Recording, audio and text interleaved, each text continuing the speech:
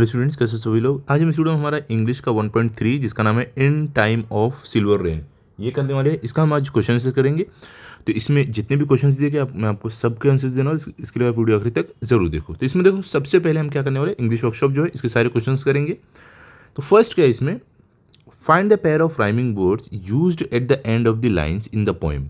The pair of rhyming words are, ये answer है आपका। द पेयर ऑफ मतलब क्या बोल रहे हैं, आपको राइमिंग वर्ड्स ढूंढने हैं जो पोएम में लाइन के एंड में आता है। तो राइमिंग वर्ड क्या होता है, मतलब कि भले से मीनिंग अलग रहे लेकिन आवाज़ दो वर्ड की सेम आनी चाहिए, उसको हम राइमिंग वर्ड बोलते हैं। तो पोएम से हमने ढूंढ कर लिखा है।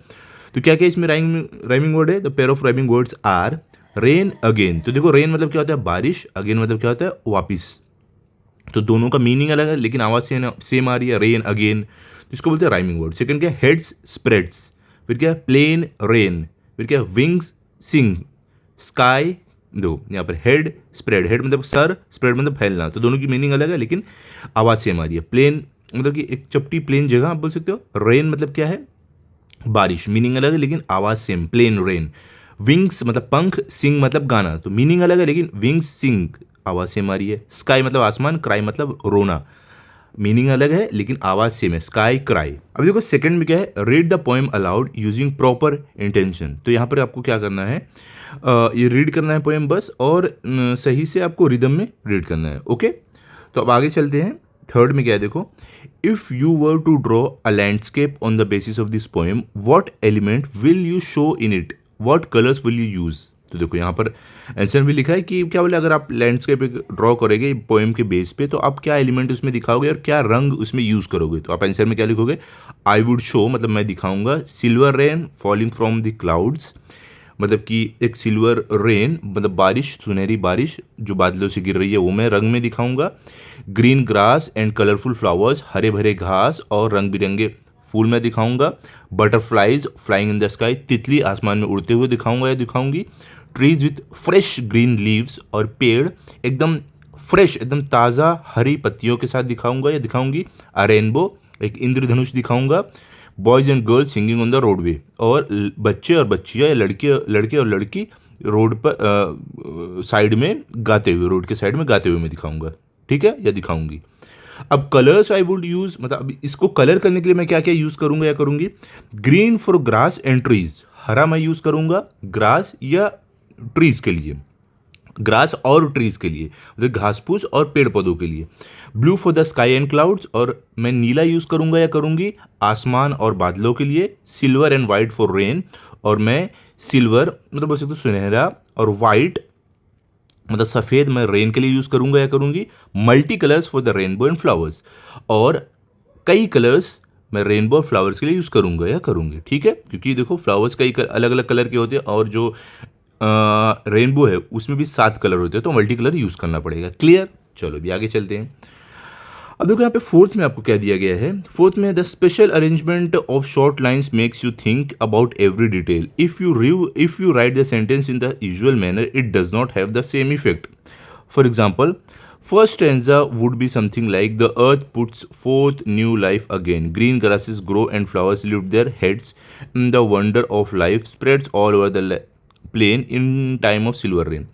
Now try the following. क्या बोल रहे हैं, राइट 1 और 2 sentences about something beautiful using your own experience और इमेजिनेशन। क्या बोले, 1-2 सेंटेंस यूज करके आप अपने कुछ ब्यूटीफुल, कुछ सुंदर से लिखो अपने खुद के एक्सपीरियंस और इमेजिनेशन को यूज करके।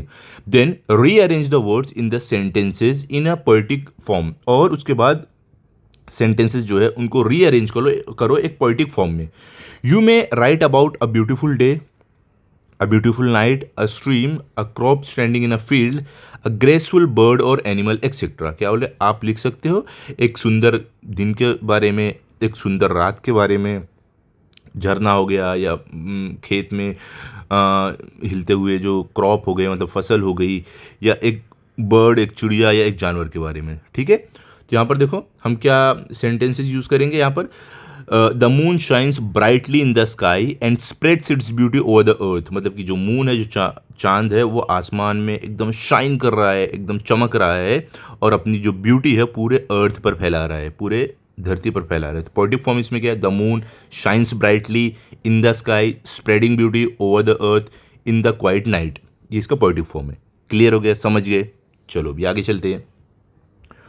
तो तो आगे भी क्या है आपको यहाँ पर fill in the following blanks with reference to the poem. यहाँ पर ब्लैंक दिया गया है आपको, तो पोएम के रेफरेंस से इसको फिल करना है। तो हम कैसे फिल करेंगे? In time of rain when springs and life are new, यहाँ पर क्या आएगा? न्यू आएगा, ठीक है। The butterflies lift silken wings to catch a rainbow cry and trees put forth new, यहाँ पर न्यू आएगा, leaves to sing in joy, यहाँ पर क्या आएगा? जॉय आएगा।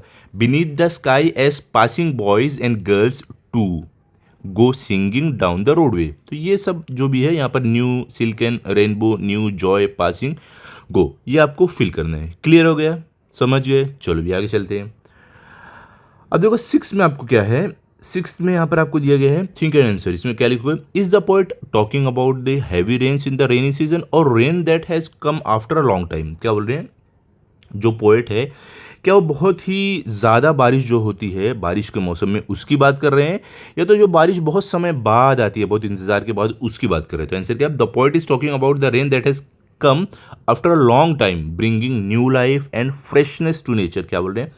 जो पोएट है वो उस बारिश की बात कर रहे हैं जो बहुत लंबे इंतजार के बाद आई है और अपने साथ नए नए जीवन पनपते हुए लाई है और फ्रेश मतलब ताजगी नेचर के लिए लेकर आई है। क्योंकि टाइम पर क्या होता है, जब बारिश काफ़ी इंतज़ार के बाद आती है तो फिर हरी भरी घास आती है, पेड़ हरे भरे होते हैं, नए नए जीव जंतु बाहर आते हैं, तो इसके लिए बोल रहे हैं, ठीक है। चलो भी आगे चलते हैं। बी में, are the boys and girls happy that it is raining. क्या बोल रहे हैं? क्या जो बॉयज़ एंड गर्ल्स है, मतलब जो बच्चे और बच्चियाँ, वो खुश हैं क्योंकि बारिश हो रही है? तो आंसर आपका क्या है? Yes, the boys and girls are happy because happy that it is raining, they are singing and enjoying pleasant weather. बोल रहे हाँ, प्लेजेंट वेदर। तो बोले हाँ, जो बच्चे और बच्चियां हैं, जो लड़के और लड़कियां हैं, वो खुश हो रहे हैं एकदम बारिश जब होने लगी, और वो खुशी से और इतना सुहाना मौसम देखकर गाना गाने लगे, सिंगिंग करने लगे हैं। ओके, चलो भी आगे चलते हैं। अब यहाँ पर क्या है आपको? Find out the following with the help of your teacher and the internet. क्या बोले? आप अपने टीचर या इंटरनेट की मदद से चीज़ें फाइंड आउट करो। पहला क्या है? Seasonal rains monsoon in India and other countries. तो आप मतलब कि जो रेन है, मानसून है, वो इंडिया और दूसरी कंट्री में कब आती है, तो कैसे आती है? तो अब क्या लिखोगे? India experiences seasonal monsoon rain mainly from June to सितंबर। क्या बोल रहे हैं? इंडिया जो है ज़्यादातर जो बारिश होती है, बारिश का मौसम होता है, वो जून टू सितंबर होता है। Countries such as Bangladesh, Nepal, Sri Lanka, Myanmar and Thailand also experience monsoon rains. क्या बोले? अलग देश जैसे कि बांग्लादेश हो गया, नेपाल हो गया, श्रीलंका हो गया, म्यांमार हो गया, थाईलैंड हो गया, इन यहाँ भी मानसून होता है, ठीक है, इस समय पर। अब rains in countries like UK which experience spring, summer, autumn, winter. क्या बोले? रेन, बारिश यूके जैसी कंट्रीज में जो स्प्रिंग, समर, ऑटम, विंटर सारे सीजन एक्सपीरियंस करते हो। तो आंसर क्या? Countries like the United Kingdom receives rainfall throughout the year and experience 4 distinct season, spring, summer, autumn, winter, ठीक है। क्या बोल रहे हैं कि जो कंट्रीज जैसे कि यूनाइटेड किंगडम, ये इनके यहाँ बारिश पूरे साल होते रहती है कभी ना कभी, और ये 4 मौसम इनके यहाँ होते हैं। हमारे क्या होता है? गर्मी, समर, विंटर, रेनी। यहाँ इनके यहाँ पर स्प्रिंग होता है, समर होता है, ऑटम होता है, विंटर होता है, ठीक है। अब आगे चलते हैं। अब क्या है यहाँ पर? आपको talk about your favourite season, a 1 minute activity. तो आपको अपने फेवरेट सीजन के बारे में बात करना है। तो देखो यहाँ पर लिखा है, my favourite season is the rainy season, the weather becomes cool and pleasant. क्या बोले? मेरा जो सबसे फेवरेट सीजन है, मौसम है, वो बारिश का मौसम है। इस समय जो वेदर है, जो मौसम है, एकदम ठंडा और प्लेजेंट, एकदम सुंदर हो जाता है। Trees and plants look fresh and green, और जो पेड़ पौधे हैं वो एकदम हरे भरे और ताज़ा दिखते हैं। Children enjoy playing in the rain and farmers are happy because crops grow well during this season. क्या बोले? जो बच्चे हैं वो मज़े लेते हैं इस बारिश में खेलने का, और जो किसान है वो खुश होते हैं क्योंकि जो फसल है इस सीज़न में बहुत अच्छी उगती है, ठीक है। अब आगे क्या है देखो, लैंग्वेज स्टडी में यहाँ पर आपको क्या करना है? अलिट्रेशन के बारे में बताया गया, और यहाँ पर क्या बोल रहे हैं कि examples of alliteration from the poem आपको ढूंढकर लिखना है। तो हम यहाँ पर लिख रहे हैं, तो क्या है? सिल्कन विंग्स और पासिंग बॉयज, ये आपको एग्जाम्पल दिया। हमें अदर एग्जाम्पल्स ऑफ एलिट्रेशन यहाँ पर ढूंढ कर लिखना है।